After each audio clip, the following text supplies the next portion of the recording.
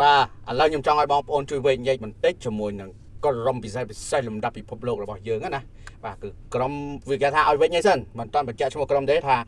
មួយចាញ់ធ្លាក់ហើយមួយទៀតបាទឈ្នះតែធ្លាក់បាទព្រោះខ្ញុំឃើញក្នុងគេថាបណ្ដាញសង្គម Facebook ក៏ដូចជា TikTok របស់យើងឃើញបងប្អូនខ្ញុំវែកញែកជាមួយនឹងបាទរឿងនេះច្រើនដូច្នេះខ្ញុំក៏ចង់បានចម្លើយពីបងប្អូនដែរតែបើសម្រាប់ខ្ញុំគិតថាបាទចាញ់ធ្លាក់វាជារឿងធម្មតាប៉ុន្តែឈ្នះហើយធ្លាក់នេះវាអាចនឹងគេថាលើសពីធម្មតាបាទជាធម្មតាយើងមានតែចាញ់ធ្លាក់មែនទេប៉ុន្តែនេះឈ្នះហើយគឺធ្លាក់ដូចគ្នា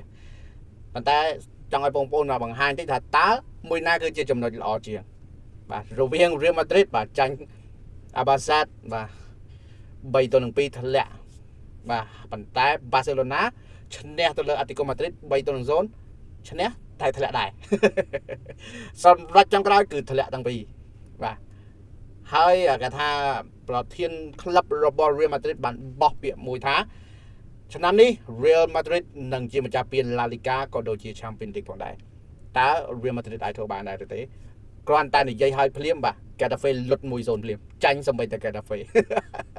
អូខេតែអត់មានគេថាប្រហែលជាអ្នកមានបងអាចមានឱកាសអូខេអញ្ចឹងយើងចាំតាមដានអ្នកនរគ្នាកុំភ្លេច comment ប្រាប់ admin ផងបាទសូមអរគុណច្រើន